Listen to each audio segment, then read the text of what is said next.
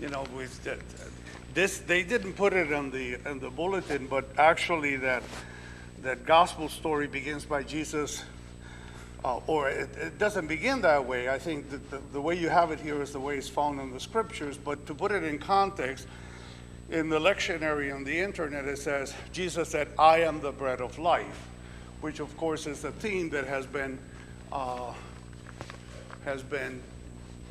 emphasized over the last 2 or 3 Sundays on the season.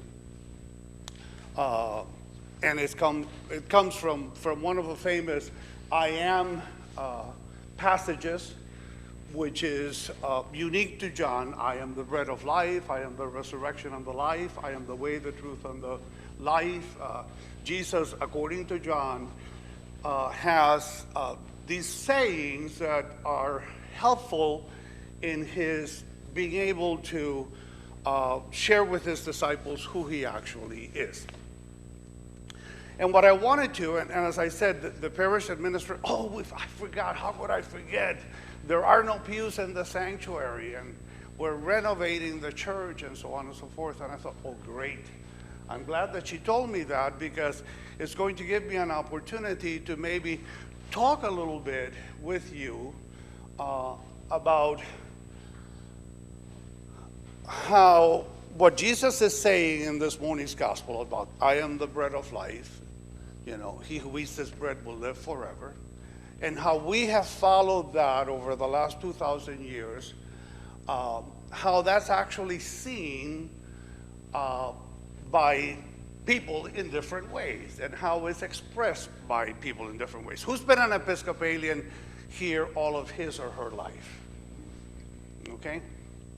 Who's been an Episcopalian long enough to remember the days when there was Eucharist only one Sunday and the rest of the Sundays were morning prayer?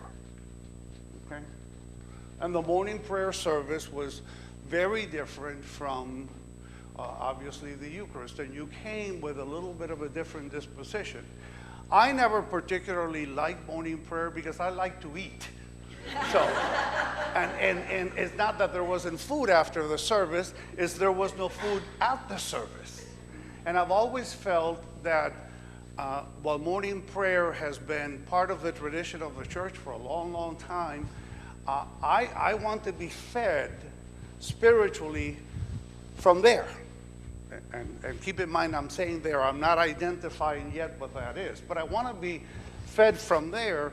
So a morning prayer service to me leaves me a little empty, And there were people. Now it doesn't happen on the Anglo side of the house, but if you go to a congregation where there are Latinos, many Latinos will not go to communion at the time of communion because they've been taught that unless they go to confession first, they should not receive communion, just in case they have committed some grievous sin that's going to remultiply if you receive something as holy as the consecrated bread and wine.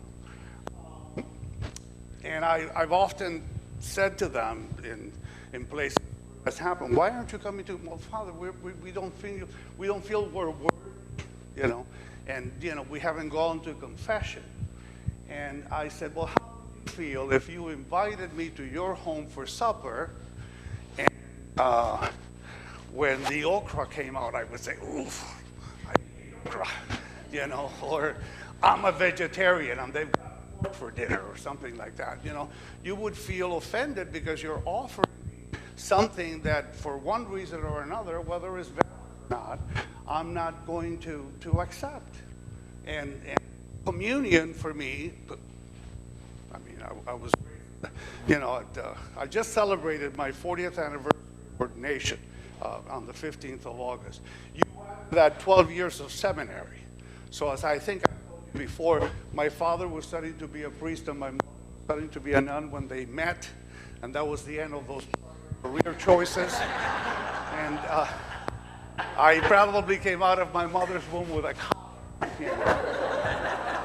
So,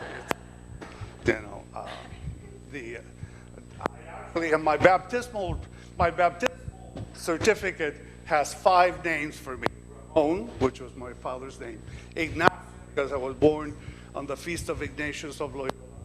Rafael, because my paternal grandmother made a promise to Archangel Raphael that if all children were born safely, they were all going to have the name Raphael. And then the priest who baptized me said to my father, if he's got all those names, he's taking my name too. So he added his name to my name, so Benito, Benedict, rounded off de Jesus of Jesus. So, how much more holy can you get than all of that? But anyway, so church and Eucharist and renovation. Now, I asked this morning, and the two people that I asked didn't understand the question, because my question was there ever a thought or a discussion about not redoing the pews? And they said yes. But my question was not asked the way they interpreted. My question was there ever a thought about not having pews, period? In other words, just having chairs. I said, no, the discussion was we'd like to have those pews back because they're important to us, and we'd like them to be part of our worship space and part of the history of this congregation. So we're going to spend the money redoing them rather than buying new ones. If I was, I was thinking about, turning this space into a much more useful space where you could use it during times of the week as a hall or whatever it is. You can do that easily. You have chairs that you can just fold up, put aside, or reworked in such a way that the worship space can be used on Sunday, but the building will be used during other times of the year. But that's not where you've chosen to go. And I think that's probably because I think this congregation is somewhat unique when it comes to how you perceive the Eucharist. You probably perceive it as both sacrifice and meal. And that's why I initially didn't make a reference to what was back there as an altar or a table, because it happens to be both, depending on how you approach why you're here on a Sunday. And after being for 40 years, I have learned that on some congregations there are people who on a Sunday morning you do not talk to, because they're there to spend some time with God on their knees, speaking with God and sharing with God whatever issues are going on in their lives. And there are other people that would be upset if you didn't talk to them, because they're there to kind of be together as a family and socialize with one another. Which is probably easier to do if you've got chairs than if you've got pews. If you've got pews, you're probably needy. You're a little bit more unable to move around. If you can, chairs, move the chair to somebody else. A little bit of a homily. You could face one another and talk about the answer to a question I may pose. Can't do that when you've got a building that is set up with the intention primarily, not exclusively, but primarily perceiving what you do on Sunday as a remembrance of the sacrifice of Jesus on the cross, which happened the day after the Last Supper. But in that kind of a mindset, the supper takes second place to the sacrifice. And church buildings often look down. You don't see that here, because most Episcopal churches and Protestant traditions, you don't see a body on a cross. But a body on a cross is symbolic of that sacrifice that Jesus went for us on Good Friday.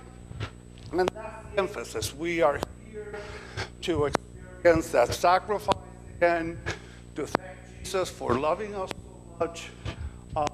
And yeah, the meal is important, but it's secondary to the sacrifice. So there's more kneeling, on that kind of approach, the priest probably would never come to the center and talk to people because you want to do it from the pulpit, which is representative, again, of the formality that comes with that approach to the Eucharist, you know. We're here to spend quiet time, to spend spiritual recharge time for every one of us personally, and we're here because it's our bounded duty and service. This is what we've been doing, what we've been asked to do, and this is what we're expected to do. That's a different approach that might be more reasonable with this kind of setting that basically calls that not an altar where a sacrifice takes place, but a dinner table or a meal table. So in that kind of a setting, you wouldn't just probably have people, if it would, that at St. James in Mooresville, it's a small congregation. The offertory, I said, bring the gifts up, come up and stand with me around the altar, around the table, because it's a table, really an altar for those who think that way. And so when you've got that kind of a mindset, you're here to pray, you're here to gain some spiritual enrichment and strength, but you're also here to be fed. You're also here to find out what's going on in other people's lives, your brothers and sisters. You're here to reconnect with one another. But the important thing is being fed from that table. And you know, that kind of a different way of looking at that, and I was sharing this with people before the service, at least once it saved my life. I remember when I was at Holy Comfort in Miami, and we had a large Latino congregation. We also did weddings, as most of us have at one point or another, of people we didn't know. They wanted to be married, nice place, and so on. So one of those weddings, one of the groomsmen, not the groom, but one of the groomsmen was an hour and a half late, and I thought, start this wedding because I'm waiting longer. So he showed up after the service started. He was not a happy camper because I had waited for him an hour and a half. So I could see that he was upset.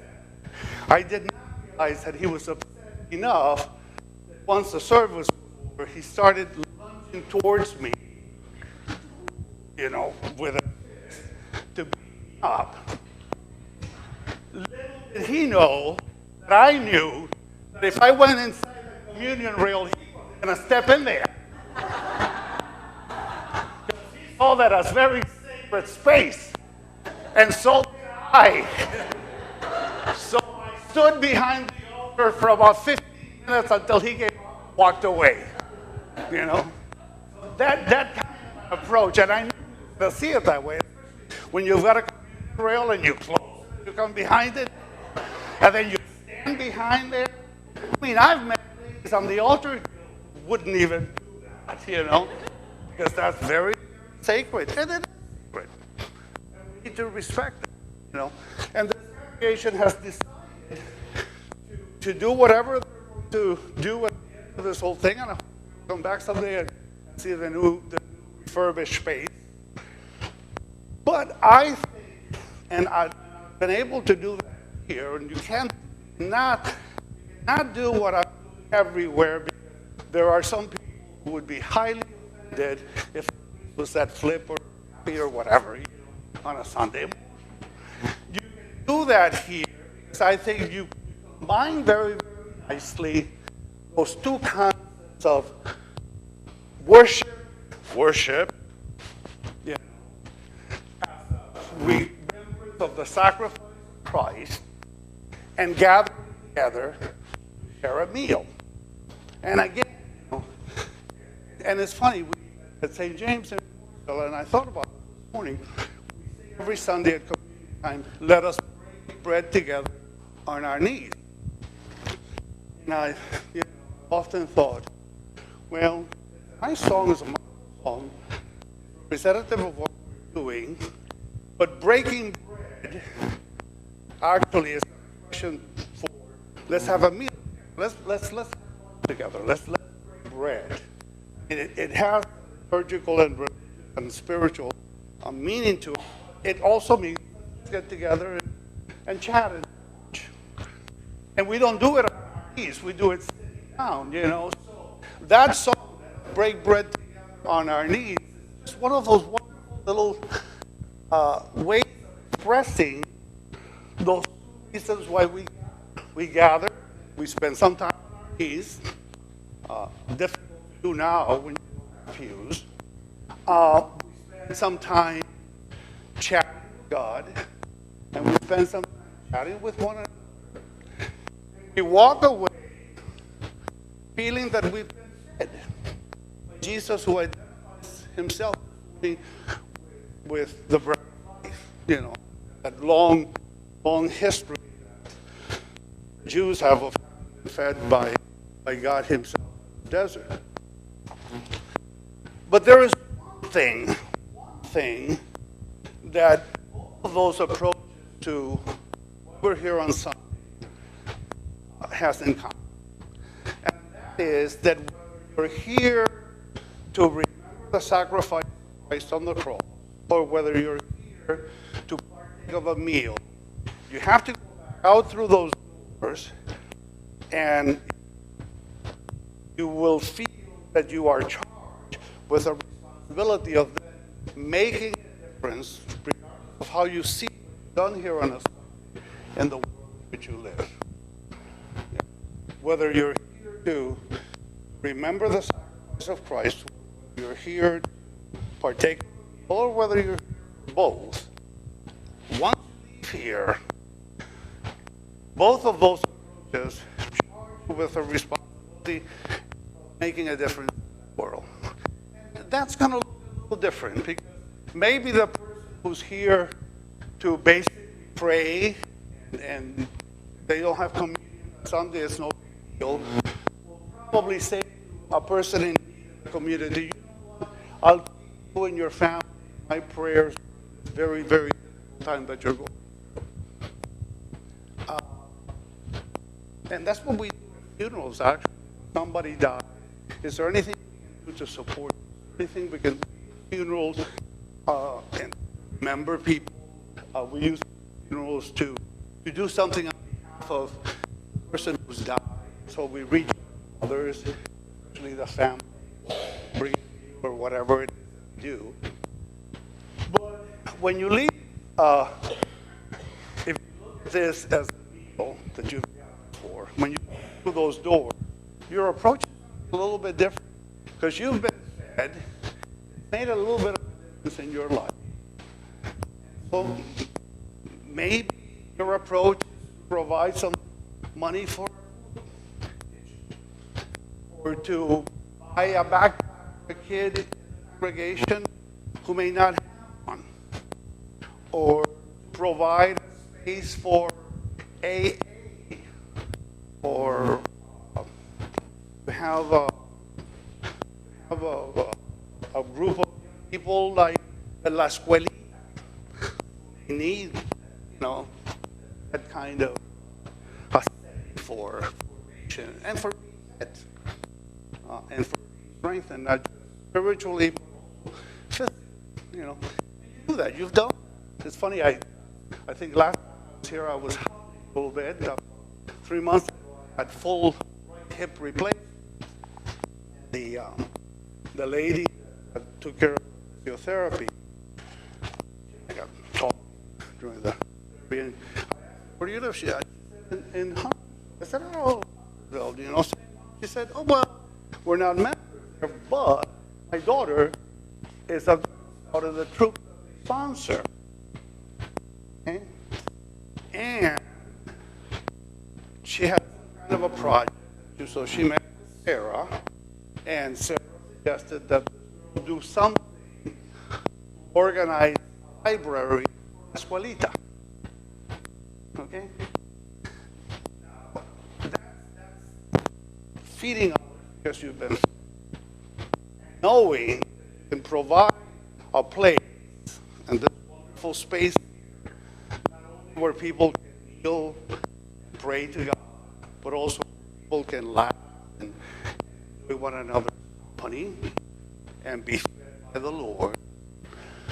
But also being mindful that once you leave this very sacred place that has been here for a long time and continue to be here, that's why you're doing what you're doing, so that you're sure that it's going to make a difference in which you live. Because that's where the rubber hits the road. That's where Jesus, the bread of life, extends to others. Whether they convert to the church, whether they become members or not, it's important. But the most important thing is that you've done something as a result of being here, being strengthened by the Lord, because He needs you, being encouraged by one another, because you're a family, but also knowing that Jesus promises to help you in your journey, the companion with you, as you fed others, as He feeds us this morning with word, with bread, with wine, and with His love and compassion.